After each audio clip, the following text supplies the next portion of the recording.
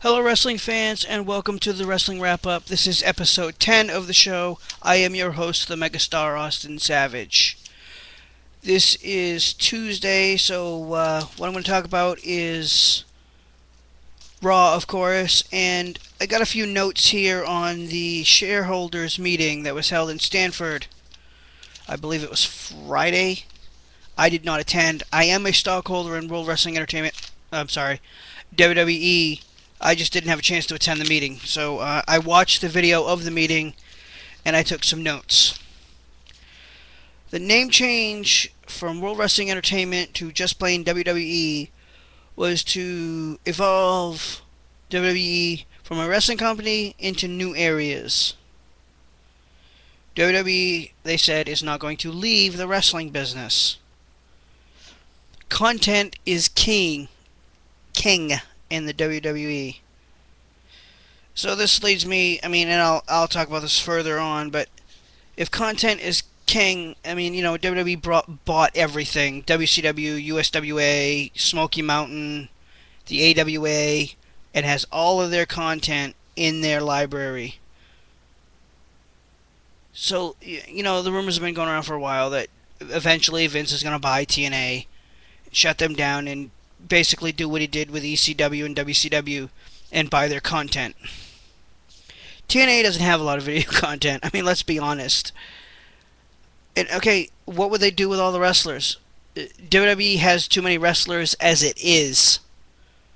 Would they future endeavor current stars that they're not using for the name brand stars of TNA? Or would they future endeavor TNA stars and just keep the ones they want like they did with WCW?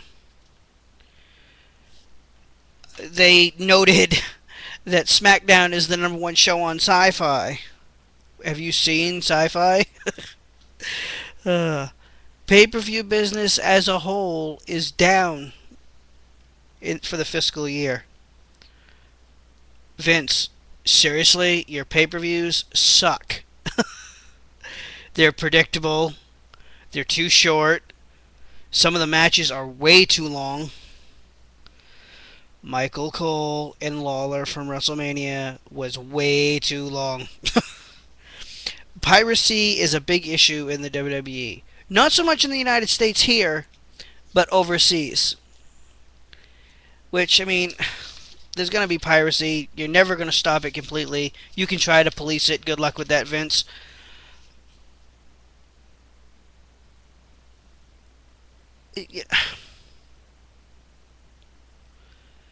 Vince, in a lot of ways during this meeting, belittled the fans on one hand, and on the other hand, he gave us a little bit of credit. He's trying to tell people he wants to stay PG, but make it more for adults. Is that even possible? He said sometimes you have to go backwards to move forward. Meaning with The Rock and John Cena and all their language that they've been using. He's taking a step back towards the Attitude Era while he's moving forward with the PG movement. And I quote, this is a direct quote from Vince McMahon during this meeting. Quote, "We always listen to our audience," end quote. And to that, Vince, I say, bullshit. You don't listen to the fans. He said wrestling is like a menu at a diner, appealing to all demographics. We're an entertainment company. Wow, that is breaking news. And he says there has to be a balance between entertainment and the wrestling aspect, and the comedy and the seriousness. Vince himself, and I quote, "I'd prefer more serious action." Another quote from Vince, quote, "We try to build things long term," end quote. They are marketing with Keystone Light now. Keystone Light is a beer. Makes no sense to me why they would have a beer for a sponsor when they're a PG company. PG is PG, and TVMA is too risky for sponsors. Yet it worked in the Attitude Era. They had the biggest ratings in the company's history. Figure that one out. Image is everything. When asked by one of the shareholders, Vince, when are you going to buy TNA? Vince's response, and I quote, I don't know that they are for sale. Long pause. Maybe. Okay. Vince, if you buy TNA, you will not only cripple the wrestling business again, you will destroy the lives of at least 50 wrestlers from your roster and theirs. It's bad for business, Vince. Don't buy TNA. Moving on, I'm going to get right into my Raw notes because I'm running out of time. The Rock promo, blah blah blah, happy birthday, whatever. Cole gets rock bottomed, which, thank you. Pitbull performed, which I have no idea. That entire list of things I just mentioned took 28 minutes out of the broadcast, fans. 28 minutes. They follow this up with the John Morrison R-Truth brawl. This was a beatdown. It didn't do anything for me. It made Truth look even more heelish, which is, I'm sure, what the point was. John Morrison might have been legitimately injured. I'm not sure. I haven't heard anything after this. Kelly versus Maurice was the next match. Brief match.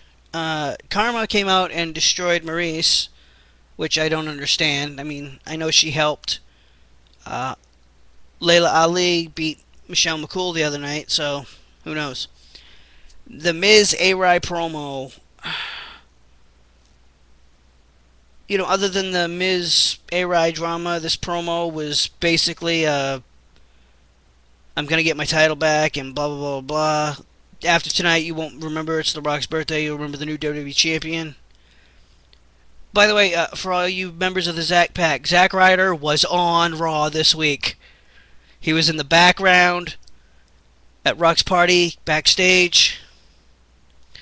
This leads me to the comedy skit with Kozlov, Santino, Hornswoggle, and Khali. It was funny, but I didn't like it. Other than Ron Simmons with his damn, which was great. That fits into every program. You want comedy? There you go, Vince. You know, the WWE title match was the hour one main event. It was a solid match. I thought it was a good match. What was the point of A-Rye getting drafted to SmackDown if he's just going to stay with the Raw under a personal services contract? I really love the Let's Go Cena, Cena sucks dueling chants. I mean, what does that tell you, Vince?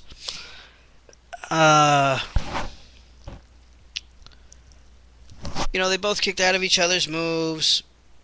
Miz uses the belt to get the win. The referee reverses the decision when A-Rye screws up and drops the belt, and the ref sees it. Which to me is bullshit, because it's an ancient rule. I mean, it's been around since wrestling got popular. The referee cannot call what he does not see. Alberto Del Rio was on commentary for the next match, which was Rey Mysterio and the new United States Champion Kofi Kingston versus Drew McIntyre and Jack Swagger.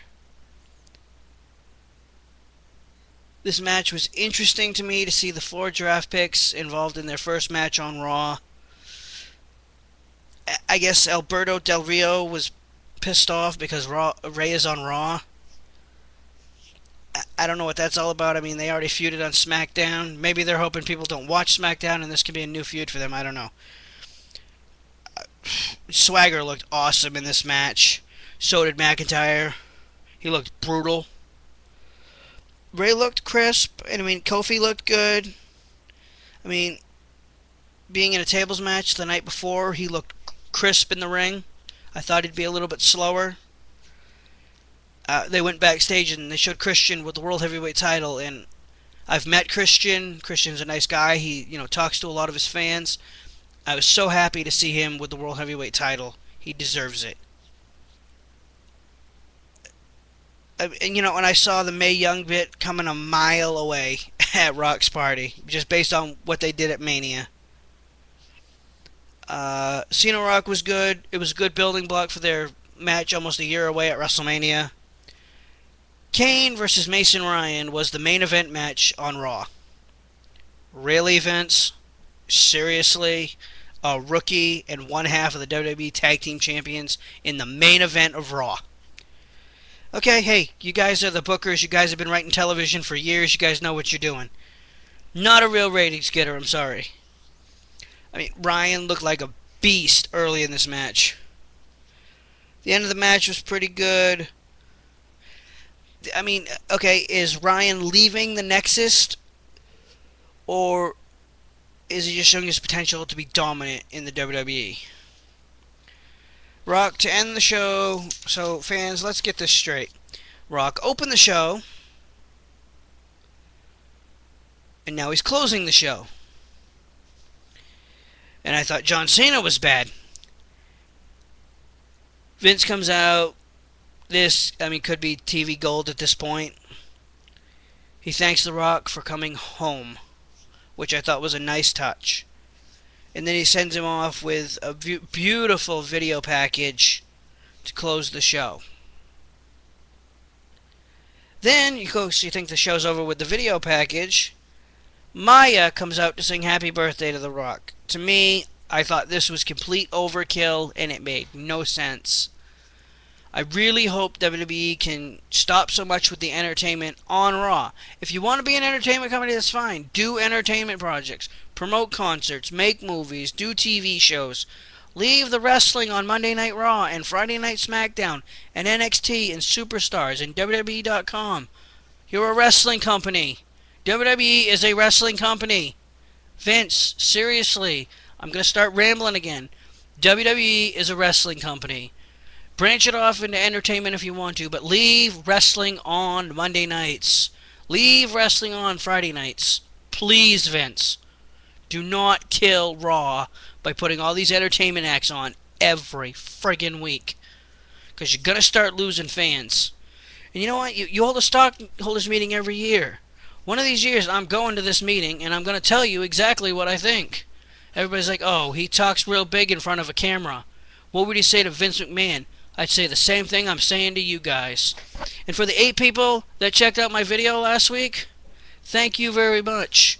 Because I'm going to start doing a lot more shoot interviews like that, or shoot videos like that, because it's just, it's the way I feel. And, you guys apparently like it when I shoot and scream and holler and curse and so forth and so on. Alright guys, I'm going to wrap this up because it's late and I want to go to bed and get up and play with my kids in the morning.